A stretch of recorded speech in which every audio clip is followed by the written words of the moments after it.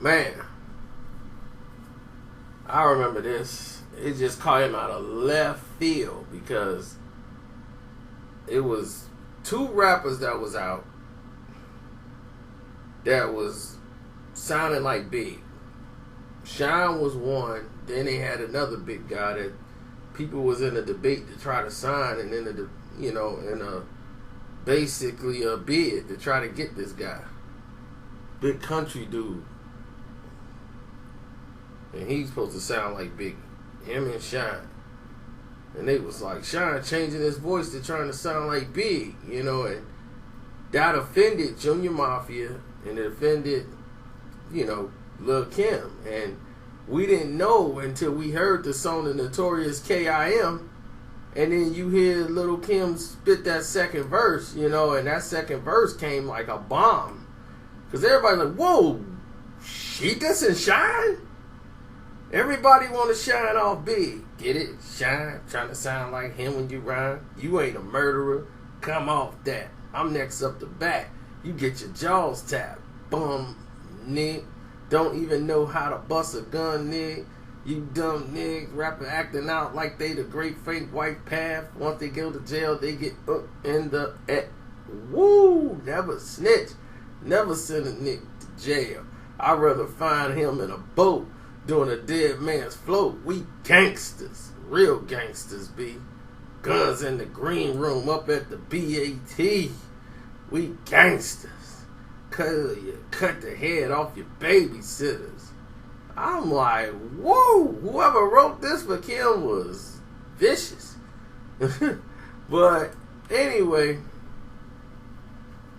to hear her go on that path, it was shocking to Shyne. Like, he was, whoa, he ain't had nothing, like, he met Kim. It was nothing but love. He was like, whoa, what happened? He was like, I don't know what happened, but now, this is crazy. Like, he don't understand why she's even talking about the case, and he ain't trying to sound like Big at all. That's what he's saying. So, he was just shocked more than anything, but he ain't had no reply but said it was all love. And the case had nothing to do with her, so he don't know why she was even speaking on it. So Shyne people, they didn't like that one bit.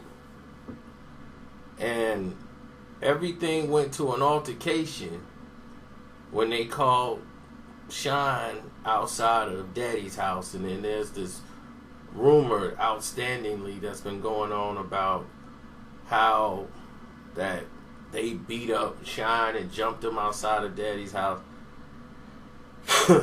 That's not necessarily true. Here's the situation. They caught Shyne outside of Daddy's house. Shyne was with his boys, Gutter and Little Caesar's there, because Little Caesar's the instigator behind all of it. He the one brought it to everybody's attention, and he ain't like Shyne and all this. But here's the thing. Shyne declined to be a part of Junior Mafia. They were saying how Shyne should be in a group and do this and that, but he's like, nah, I don't want to be a part of Junior Mafia. This when he first got there. This when it was love. And that's how they was going to introduce him as a part of Junior Mafia. And then that didn't work out. And that's because Don Pooh, and he's the manager of Foxy Brown and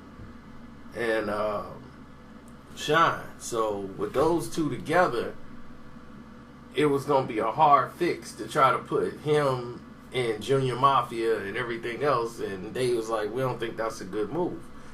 But it was no love loss. Everything was everything. Then rumor has it that Shyne wrote Foxy Brown's second album. Like, he was one of the main writers on China Doll album. And on one of the cuts, he wrote Foxy's dissing Kim. So it's like, oh, so you dissing me through her. Okay. Now here I come. So she comes back with, you know, with the notorious K.I.M. So that's why he was like, I'm acting surprised, because it was a big melee behind it. There's a lot of street stuff that went on after this fact, once the song was out, because now he's got this case and he can't really be doing too much. And then Shyne got into it with a guy in the club beforehand. There was another fight. This is all before that shooting had broke out. All of this stuff there. So there was an attack at the Daddy House Club where Akim was there. Whole bunch of mess. But in the end result, it all came down to the people in the streets from Junior Mafia going at it with some of Shyne's people. Because Shyne was the one who was like, look, get Diddy and Wolf and all these dudes, you know, in this. And that's when Diddy was like, look, we don't need this right now. I am in a lawsuit. I'm fighting for my life just like him. Like, we both on trial right now, and we definitely don't need this nonsense going on. So Wolf came in, put all this stuff and did it, like right then and there, told Lil C's, put him in check. Like, man, it's you who doing all this. It's reckless. Cut it off. It's done. So when they done it, because, you know, it's too much going on, they got Fed attention. You know, they investigating the Jennifer Lopez thing, made it high profile, and, you know, Benny Medina putting his screws in. There was a lot of stuff going on at that time. So Diddy was like, look, I don't want no action. Nothing. I don't want to hear no noise about nothing over there. We you know, he said, I want choir boys right now. I don't need nothing around me that's negative. We can't have none of it. My life is at stake right now. So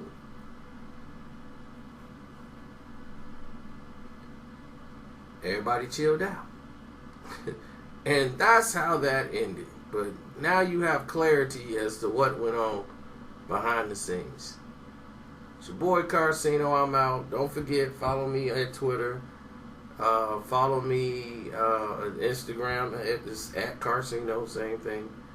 And you can subscribe to all the videos here. Well, you guys know all this stuff already. But for some new people that might have shown up, yeah, there's a playlist called The Truth Behind Hip Hop Beats. Please follow that. Or click one of these videos you see